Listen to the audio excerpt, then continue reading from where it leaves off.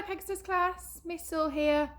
Today I'm going to read the first chapter of a new story that links to our topic, How to Train Your Dragon by Cressida Cowell. Hope you enjoy. Chapter 1. First, catch your dragon. Long ago, on the wild and windy Isle of Berk, a smallish Viking with a longish name stood up to his ankles in snow. Hiccup Horrendous Haddock III, the hope and heir to the tribe of the Hairy Hooligans, had been feeling slightly sick ever since he woke up that morning. 10 boys, including Hiccup, were hoping to become full members of the tribe by passing the Dragon Initiation Programme. They were standing on a bleak little beach at the bleakest spot on the whole bleak island. A heavy snow was falling. "Pay attention!" screamed Gobber the Belch, the soldier in charge of the teaching the initiation. "This will be your first military operation, and Hiccup will be commanding the team." "Oh, not Hiccup," groaned Dog's Breath, the Durbrain, and most of the other boys. "You can't put Hiccup in charge, sir. He's useless." Hiccup Horrendous Haddock III, hope and heir to the tribe of the Hairy Hooligans, wiped his nose miserably on his sleeve. He sank a little deeper into the snow. "Anybody would be better than Hiccup," sneered Snot-faced Snoutlot. "Even Fishlegs would be better than Hiccup." Fishlegs had a squint that made him as blind as a jellyfish and an allergy to reptiles. "Silence!" roared Gobber the Belch. "The next boy to speak has limpets for lunch for the next 3 weeks." There was absolute silence immediately. Limpets are a bit like worms and a bit like snot, and a lot less tasty than either. "Hiccup will be in charge, and that is an order," screamed Gobber, who didn't do noises quieter than screaming. He was a 6.5-foot giant with a mad glint in one of his working eyes and a beard like exploding fireworks. Despite the freezing cold, he was wearing hairy shorts and a teeny-weeny deerskin vest that showed off his lobster-red skin and bulging muscles. He was holding a flaming torch in one gigantic fist. And this is what Gobber the Belch looks like. "Hiccup will be leading you, although he is admittedly completely useless, because Hiccup is the son of the chief. And that's the way things go with us Vikings. Where do you think you are? The Republic of Rome? Anyway, that is the least of your problems today. You are here to prove yourself as a Viking hero, and it is an ancient tradition of the Hooligan tribe that you should..." Gobber paused dramatically. "First, catch your dragon." "Oh, suffering scallops," thought Hiccup. "Our dragons are what set us apart," bellowed Gobber. "Lesser humans train hawks to hunt for them, horses to carry them. It is only the Viking heroes who dare to tame the wildest, most dangerous creatures on earth." Gobber spat solemnly into the snow. "There are 3 parts to the Dragon Initiation Test.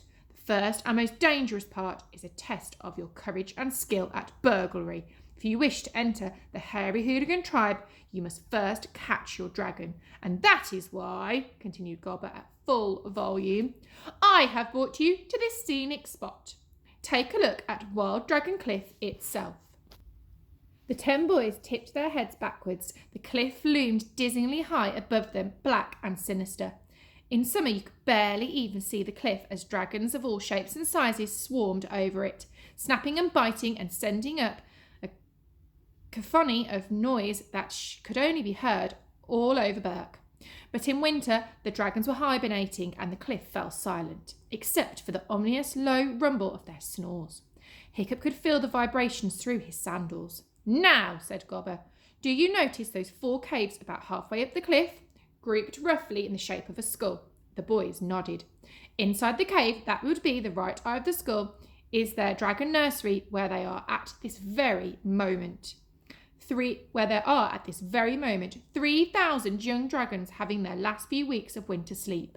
"Ooh," muttered the boys excitedly. Hiccup swallowed hard. He happened to know considerably more about dragons than anybody else there. Ever since he was small, he'd been fascinated by the creatures. He'd spent hour after hour long watching dragons in secret. Dragon spotters were thought to be geeks and nerds, hence the need for dragon secrecy. And what Hiccup had learnt about dragons told him that walking into a cave with 3,000 dragons in it was an act of madness. No one else seemed too concerned, however. In a few minutes, I want you to take one of these baskets and start climbing the cliff, commanded Gobber the Belch. Once you are at the cave entrance, you are on your own. I am too large to squeeze my way into the tunnels that lead to the dragon nursery.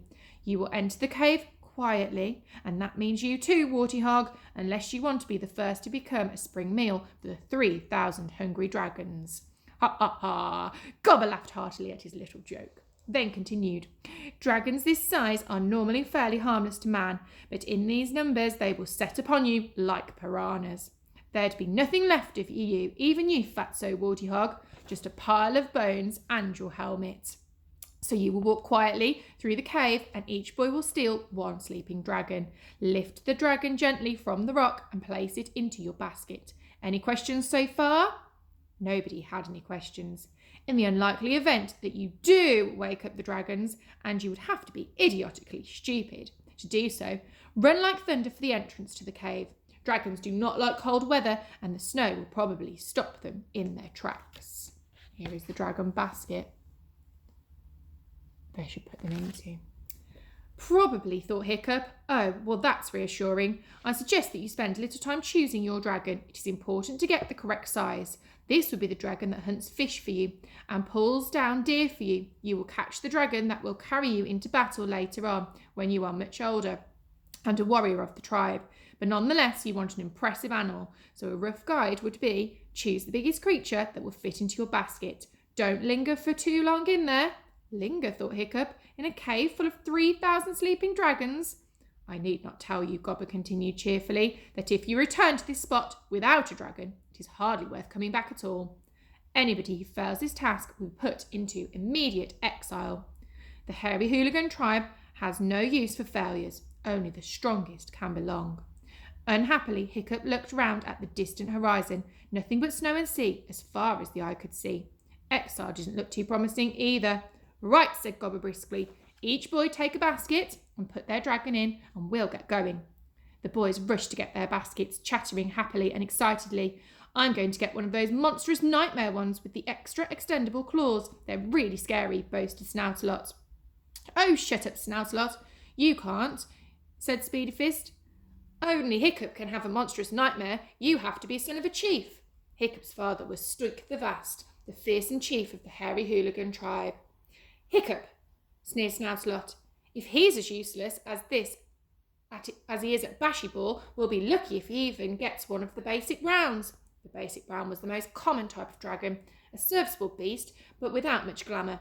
Shut up and get into line, you miserable tadpoles, yelled Gobber the Belch. The boys scrambled into their places, baskets on their backs, and stood to attention. Gobber walked along the line, lighting the torch that each boy had held in front of him, and from the great flare in his hand. In half an hour's time, you will be a Viking warrior with your faithful serpent at your side, or breakfasting with Wooden in Valia with dragon's teeth in your bottom, screamed Gobber with horrible enthusiasm. Death or glory, yelled Gobber. Death or glory, yelled 8 boys back at him fanatically. Death, thought Hiccup and Fishleg sadly. Gobber paused dramatically with the horn to his lips. I think this could be possibly the worst moment of my life so far, thought Hiccup to himself, as he waited for the blast of the horn. Start! Pop! Gobber blew the horn. And now I'm on chapter 2. I will read chapter 2 to you another day. I want you to have a little think. Maybe you can make some predictions about what's going to happen next. And maybe you can summarise what I've just read for chapter 1. See you next time.